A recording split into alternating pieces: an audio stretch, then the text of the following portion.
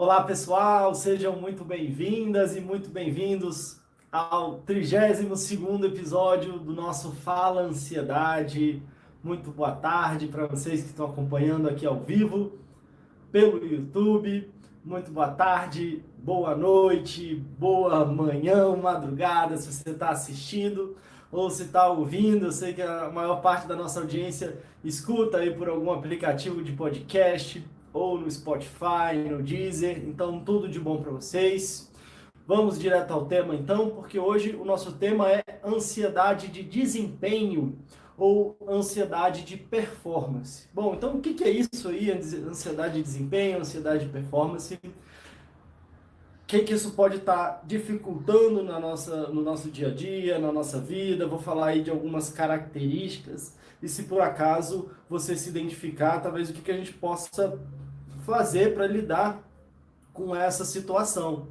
Muitas vezes a ansiedade de performance, ansiedade de desempenho, ela às vezes só aparece mais claramente depois de um certo tempo. Então muitas vezes as pessoas vão sofrendo ali caladas, muitas vezes não é muito aparente para quem está ao redor, mas às vezes vai criando um grande desafio, às vezes sem perceber pode estar sendo criada ali meio que uma bomba relógio, que em algum momento acaba estourando e aí assim gerando um problema, uma dificuldade maior, talvez até um transtorno aí de ansiedade. Então esse é um ponto importante, esse é um tema importante. Então vamos seguindo até o final e é claro que vou passar aí, como sempre, a ideia do nosso programa é sempre passar de forma propositiva e de forma mais simples possível, mas o que a gente pode fazer, que caminhos a gente pode seguir e, como sempre, trazer uma reflexão, promover aí um autoconhecimento, uma ajuda para a gente olhar um pouquinho para dentro mesmo da gente e perceber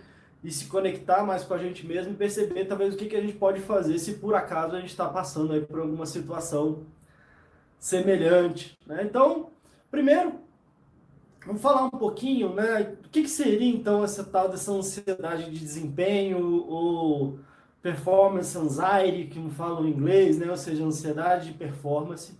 E como eu disse, e até como o nome já sugere, né? Ele tem a ver com uma ansiedade que eu tenho em relação ao meu desempenho, né? E o que acontece? Às vezes acontece muito na vida profissional, às vezes acontece muito na própria vida educacional também, às vezes já pode estar acontecendo inclusive na escola, sei lá, no ensino médio ou na universidade.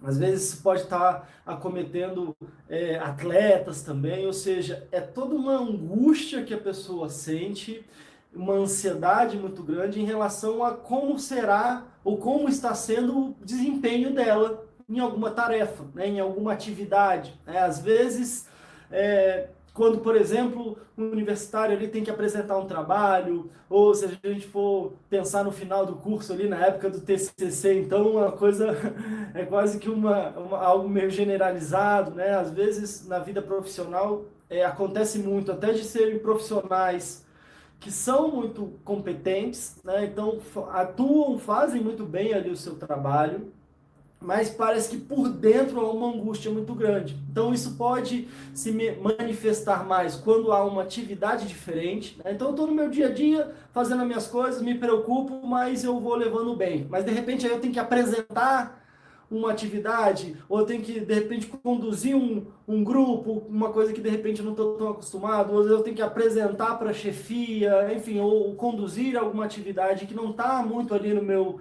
dia a dia, e aí, às vezes, isso tende a elevar esse nível de ansiedade, né? E como eu disse, em muitos casos, são pessoas que às vezes desempenham muito bem o trabalho, seja nesses exemplos que eu citei, são pessoas que se preocupam muito em fazer aquela atividade muito bem feita, né? São pessoas que às vezes podem ter aí, um nível mais alto de perfeccionismo, vamos falar um pouquinho sobre isso também, né? Ou seja, então são pessoas que se envolvem muito ali com o que elas estão fazendo.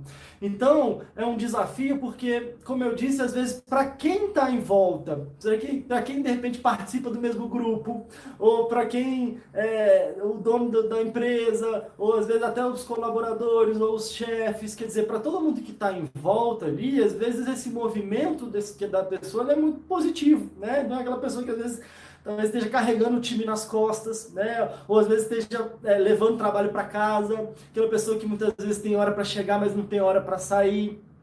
Então, ou seja, socialmente há quase que uma valorização desse nível de envolvimento que a pessoa traz. E é claro que eu não estou dizendo aqui que a gente não deva se envolver e se preocupar e atuar bem na nossa atividade, mas eu estou mais ou menos se mostrando um quadro, talvez até para que vocês possam ir aí, talvez se identificando, né, de características de um contexto que às vezes acontece, né? Então, por que aí às vezes se demora a identificar um problema ou se buscar uma ajuda? Porque aparentemente aquilo ali é muito bem visto, né? Aquela forma de levar, deixa eu fechar aqui, desculpa, aquela forma de levar a atividade, o trabalho, enfim, ela é muito bem vista, até muito bem quista, aplaudida, né? Então, ou seja, existem ganhos secundários desse envolvimento, dessa entrega, que é muito positiva, mas quando passa de certo ponto, e principalmente importante a gente avaliar como é que está o mundo interno, porque esse é o ponto, né? Às vezes o sofrimento ele está sendo muito interno, muito íntimo, mas enquanto a pessoa está entregando o resultado, aquilo normalmente tem de ser aplaudido. E aí, então, talvez tenha uma dificuldade ainda maior de se identificar que, às vezes, pode ser importante ter um apoio, uma ajuda, ou às vezes uma busca de um equilíbrio, ou um entendimento de o que no fundo está acontecendo, ou o que está por trás ali daquela angústia, daquela agonia. E aí, como eu disse, um grande desafio é que essa situação, às vezes, ela vai por tempo, né, um certo tempo, pessoas mais, pessoas menos, só que vai chegando um momento que é como se fosse tudo aquilo que estava preso dentro e que ninguém estava percebendo, começa, às vezes, a entrar em ebulição, digamos assim. Né? Então, depois de muito tempo, às vezes depois de um certo tempo, a pessoa se exigindo, às vezes passando do próprio limite, se desrespeitando um pouco em relação a um descanso, tendo uma preocupação excessiva, uma angústia excessiva de o que vão pensar, do que vão achar, do quanto que eu preciso, não posso errar, né? Tem uma relação muito ligada em relação ao medo de errar, medo de fracassar, ou como se eu não pudesse cometer nenhum erro, não ter nenhuma falha, um movimento muito grande que às vezes acompanha um nível de autocrítica muito elevado, e aí, como eu disse, né, às vezes tem um elemento aí de perfeccionismo. Alguns autores, inclusive, colocam que o perfeccionismo seria um mecanismo de defesa, né? Ou seja, um processo inconsciente, como um mecanismo de defesa para nos proteger, como se fosse para que a gente evitasse de receber críticas. Né? Então, vamos tentar explicar um pouco melhor isso. É como se eu talvez vim de um ambiente com muita crítica, às vezes com uma repressão, às vezes uma pressão muito grande de ter que ser o melhor ou a melhor, uma pressão muito grande, às vezes de casa ou na escola, ou enfim, ao longo do meu desenvolvimento, ali na minha infância. E aí é como se eu tivesse desenvolvido um processo ao longo da minha vida, como eu disse, de uma forma muito inconsciente, que é, bom, já sei, se eu fizer tudo perfeito, ninguém vai mais me criticar. Ou seja, então eu não vou sofrer mais aquela dor da crítica, porque às vezes na minha infância, a dor da crítica eu não senti como uma crítica em relação ao que eu estava fazendo, mas uma crítica em relação a mim mesmo. E como a gente tem uma necessidade, como ser humano, uma necessidade muito básica, além de alimentação, de abrigo, enfim, né, de proteção, a gente tem uma necessidade básica de amor, de se sentir amado. E às vezes eu venho em um ambiente de muita crítica, essa crítica, ela como eu disse, eu tenho a sensação de que não está me criticando o que eu estou fazendo, mas está me criticando. E quando eu sou criticado, ou seja, como se eu não fosse bom o suficiente quando eu estou sendo criticado, e quando eu não sou bom o suficiente, eu não recebo, eu não mereço receber o amor. Então, como para mim é fundamental, é muito importante receber o amor, eu tenho um movimento de que, bom, eu preciso ser perfeito para que eu receba algo que é muito importante para mim, que é receber o amor. Ou para que eu não seja rejeitado, que eu não seja excluído, né?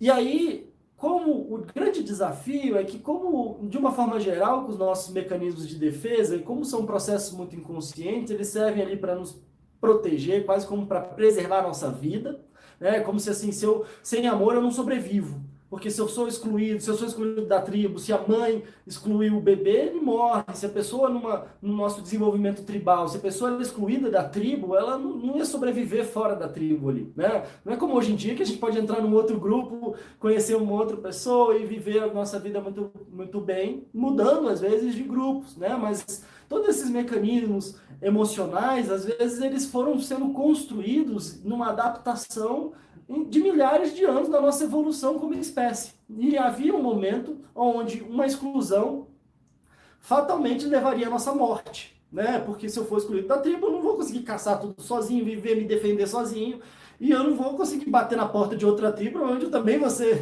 sofrer uma retaliação lá, de repente posso também sofrer muito, não vou chegar lá e me apresentar para uma nova tribo, pensando aqui na evolução da nossa espécie. Então, é quase como se fosse um mecanismo muito automático e instintivo de ser aceito, de não ser rejeitado, de ser amado. Então entra aí esses mecanismos automáticos ou instintivos ou inconscientes, aí depende de que referência você quer trazer para chamar, mas o ponto é que é como se eu fosse construindo um mecanismo, uma forma então de evitar aquilo, para que eu sobreviva. Só que o grande desafio é que eu acabo sobrevivendo, mas às vezes não vivendo. E às vezes, é por isso que esse é um ponto, né, da nossa ansiedade, esses mecanismos que às vezes disparam a nossa ansiedade, o nosso coração acelera, o nosso corpo fica todo preparado para a gente fugir ou lutar, também como um mecanismo de sobrevivência, né, também como algo que nos foi muito útil em relação a uma situação de perigo. Só que no contexto atual a gente não entende nada porque que o nosso corpo está tendo essas reações na verdade, se isso vai chegando a um ponto de repetir demais e ficar muito intenso, a gente vai entrando num nível de adoecimento onde há todo um desequilíbrio dessas funções de fuga ou ataque, onde a gente começa a ter crises e ficar preocupado com a próxima, e aí a gente entra de novo nesse clima tenso, nesse clima de perigo, né, acionando gatilhos ali de perigo. E nesse caso do perfeccionismo, ou seja, então, é como se eu, para evitar receber críticas, porque talvez eu entendi de forma automática ou inconsciente que às vezes para que eu seja amado eu preciso ser perfeito. O grande ponto, ou seja, para que eu não seja excluído, para que eu seja aceito, eu preciso ser perfeito. O grande ponto é que aí eu acabo me tornando o meu maior crítico. Eu acabo, para fugir das críticas, eu acabo me criticando o tempo inteiro e tendo um olhar muito pesado em cima de mim. E quando eu tenho um olhar muito pesado em cima de mim, às vezes eu fico num nível de tensão muito alto. E isso, em certo ponto, me ajuda a performar, me ajuda a me desempenhar bem, até porque é quase como se minha vida estivesse em jogo. Mas eu acabo, às vezes, me colocando num nível extremo e insustentável que chega uma hora que meu corpo não aguenta. Que chega uma hora que a minha saúde não aguenta e aí começa a pipocar um problema e outro. Ou seja, aí a situação começa a ficar mais evidente e aí começa a me gerar problema. Por quê? Porque primeiro que eu começo às vezes a passar mal. Quantas e quantas pessoas eu já atendi que relatam, né, que às vezes estão no ambiente de trabalho e de repente começam a sentir um monte de coisa, e às vezes vão lá e correm para o banheiro, e às vezes começam a ter uma crise de choro, ou uma tremedeira, ou às vezes um calor no corpo, ou um frio, ou um coração acelerado, e às vezes se tranca ali no banheiro para esperar aquilo passar, porque se eu não quero receber crítica, eu não quero ser rejeitado, então para mim é um desespero imaginar que as pessoas estão sabendo que eu estou passando mal. E aí isso vai aumentando ainda mais a minha ansiedade, a minha angústia, e aí que eu começo a passar ainda mais mal. Porque aquilo que está acontecendo comigo vai sendo alimentado e aumentado quando eu vou me preocupando mais, quando eu vou ficando mais ansioso ainda em relação ao que estão achando, o que estão pensando. Eu, às vezes, quando eu trago muita crítica para mim, eu tenho a sensação de que está todo mundo me olhando e me criticando também. Então, às vezes, eu vou ter que fazer uma atividade diferente, vou ter que fazer uma palestra, às vezes meu pensamento vai a mil. E se me perguntarem uma coisa que eu não vou responder, e se rirem de mim, e se na hora eu der um branco e eu não conseguir falar as coisas, e como é que vai ser? Vai ser uma situação, que vexame que eu vou passar. E aí, às vezes a gente vai pensando em um nível e vai sentindo em outros níveis, né? Às vezes no nível inconsciente, ah, meu Deus, então será que eu não vou sobreviver a isso? Será que eu vou ser excluído? Será que eu não vou ser mais aceito? Ou aí a gente vai, a ansiedade, ela às vezes vai entrando num loop tal que a antecipação negativa começa a aparecer, né? Então, meu Deus, eu não vou conseguir me formar nunca. Eu vou tirar zero nessa prova, ou eu vou tirar zero nesse grupo, ou eu vou ser demitido do meu trabalho, ou não vou conseguir nunca ascender aqui nessa minha atividade.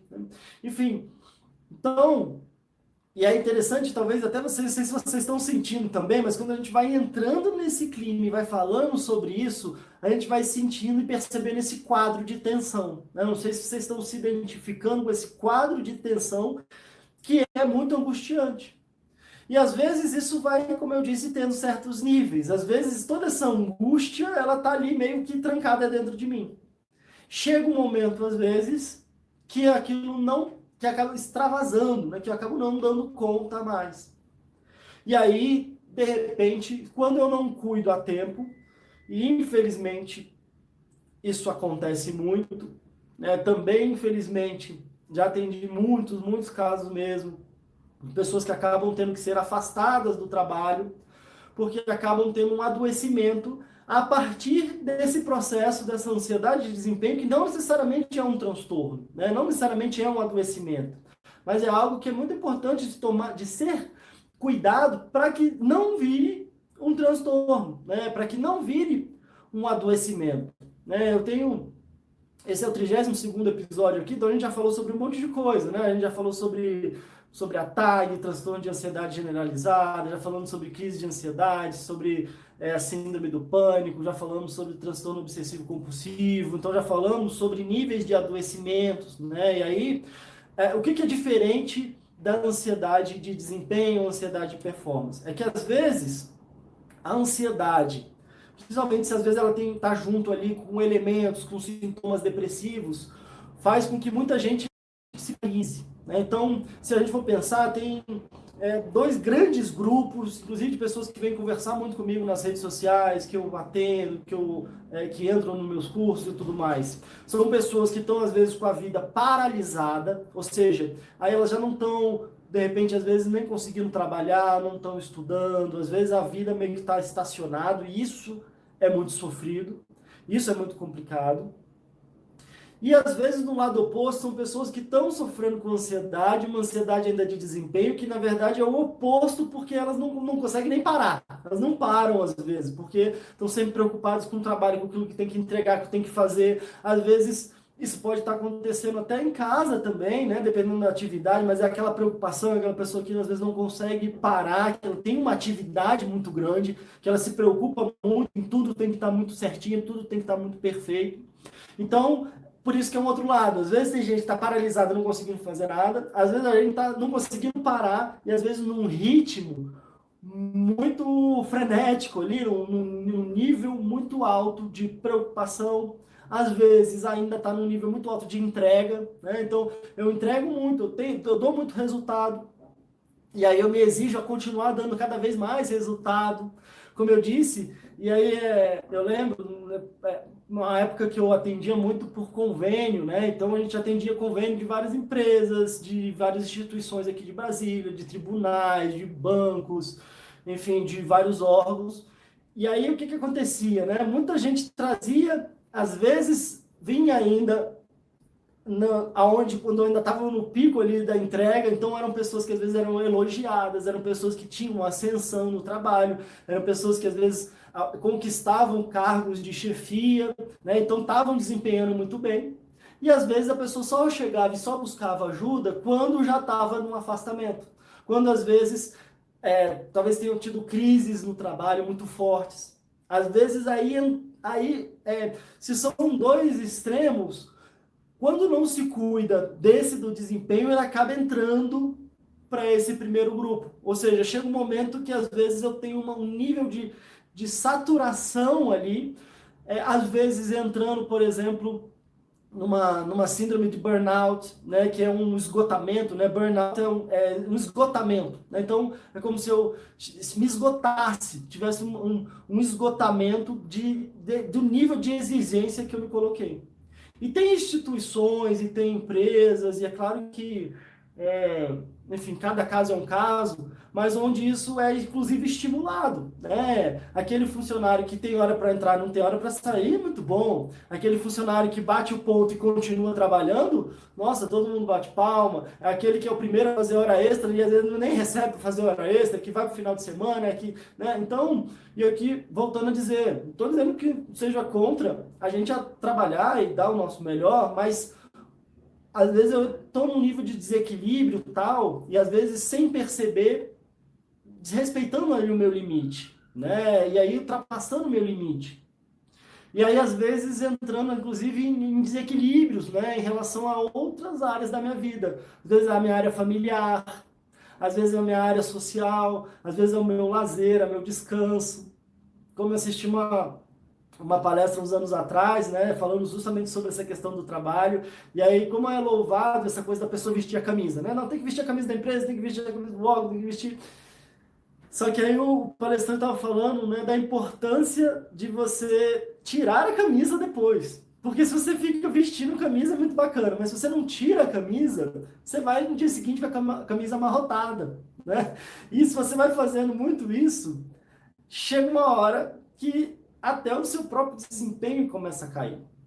E aí, às vezes, o mundo começa a desmoronar em volta, né? Porque, de repente, é aquilo que eu estou me dedicando, e às vezes é aquilo a minha fonte de realização, é ali onde eu sou reconhecido, né? Então, aonde a gente é reconhecido, a gente tende a fazer mais, né? Então, aí eu vou indo e entrando, às vezes, num grau de adoecimento.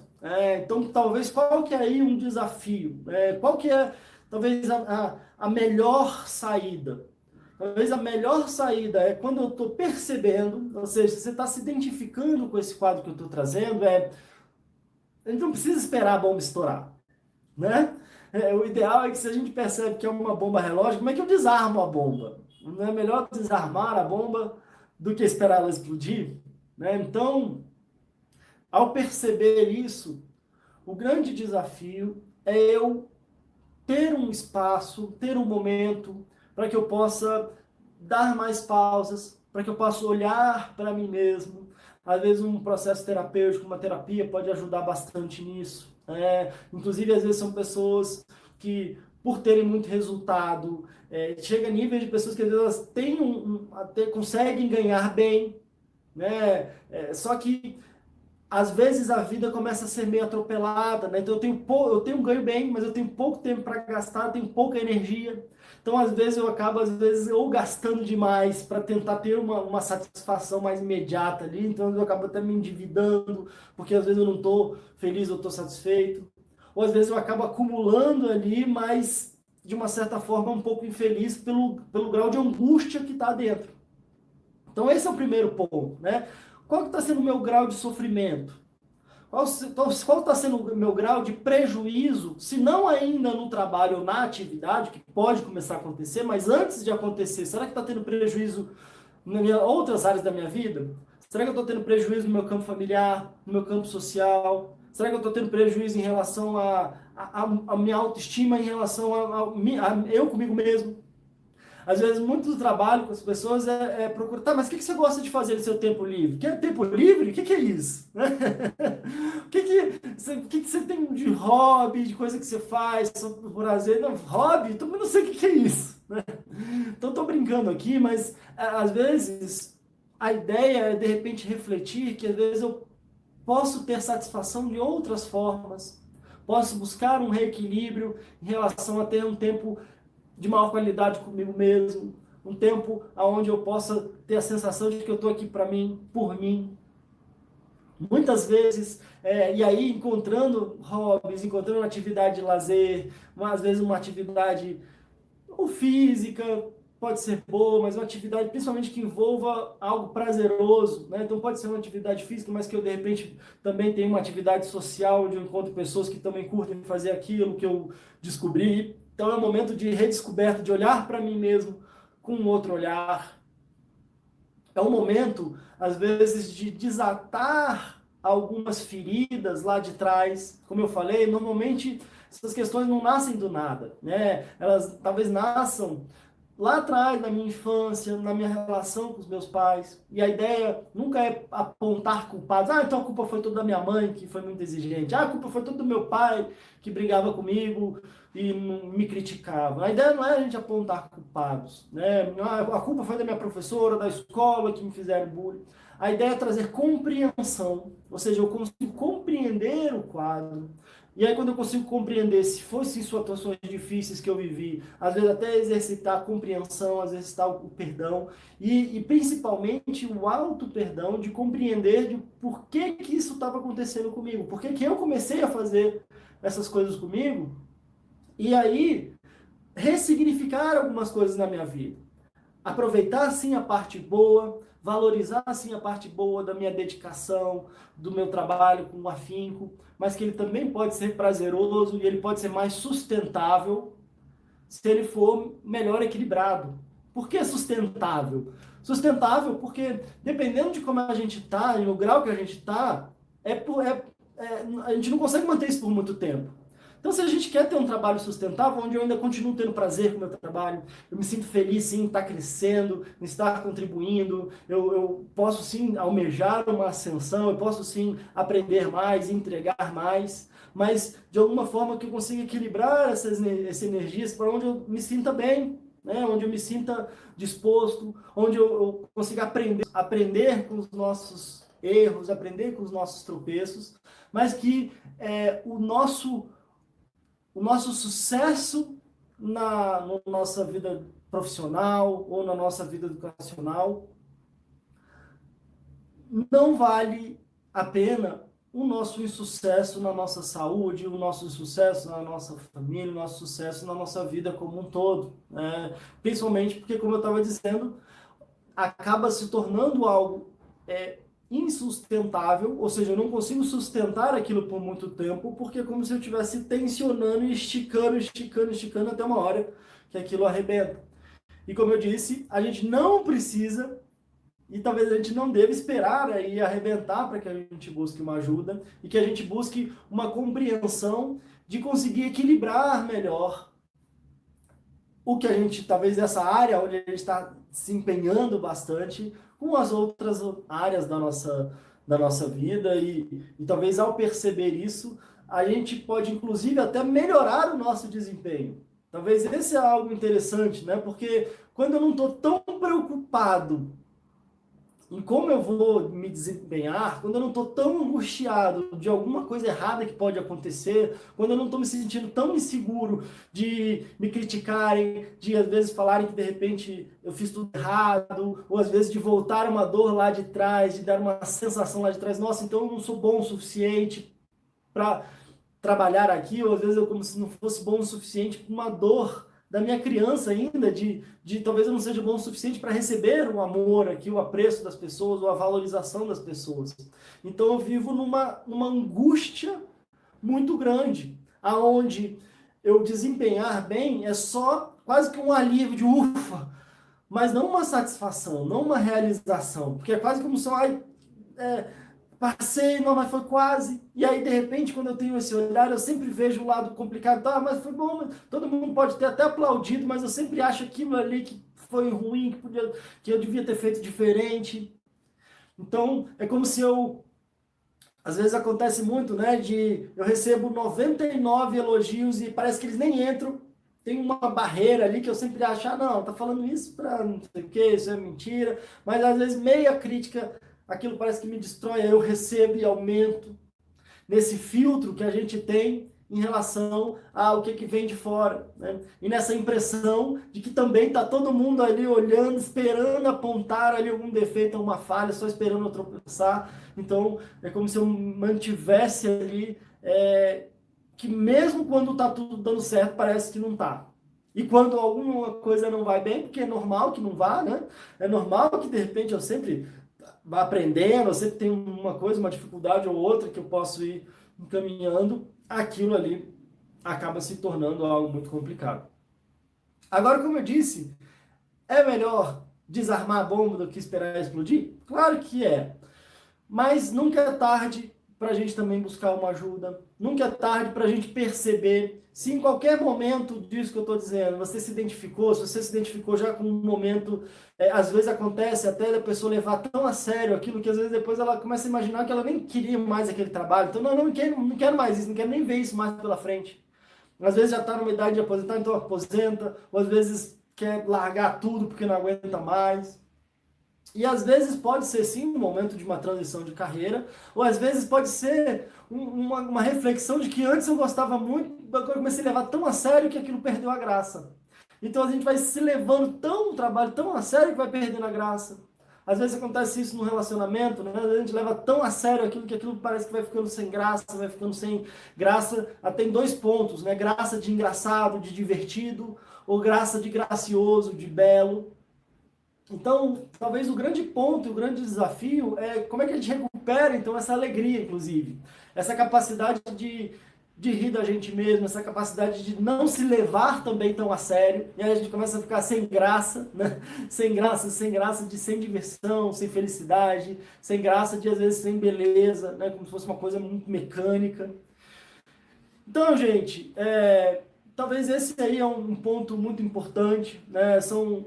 Esse talvez seja dedicado a essas pessoas, essas que estão batalhando bastante, que estão entregando bastante, pessoas que estão se dedicando bastante e que merecem todo o respeito, toda a valorização, mas e principalmente um autorrespeito, uma autovalorização para que não se coloquem nesse clima, ou nesse ponto que, como eu disse, às vezes é uma questão de tempo para a coisa estourar lá na frente, ou mesmo se não tem estourado ainda, que uma pessoa que está realizando, uma pessoa que está batalhando, uma pessoa que está se entregando, uma pessoa que está, enfim, dando o seu máximo, merece todo o respeito, merece todo o cuidado e merece, inclusive, se cuidar mais, merece ser mais feliz. Isso eu tenho certeza que vai melhorar não só, inclusive, a sua relação com o trabalho, mas a sua relação com o mundo, principalmente melhorando sua relação consigo mesmo. Eu tenho certeza que você merece, então espero que tenha te tocado de alguma forma. Não deixe então de buscar alguma coisa que possa te ajudar, melhorar essa relação consigo mesmo, trabalhar essa criança que está viva dentro de você e que merece toda a sua atenção, todo o seu carinho, simplesmente por ser quem ela é. Então, o grande ponto aqui é que você não precisa ser perfeito para merecer o seu amor, você não precisa ser perfeito para merecer e para se sentir incluído, para se sentir amado e para se dedicar um alto amor também, e aí isso vai ajudando a que a situação não seja sempre, parece, de vida ou morte, o que traz uma tensão, uma angústia, uma ansiedade, talvez aí desnecessária para a sua vida. Bom, gente, então é isso.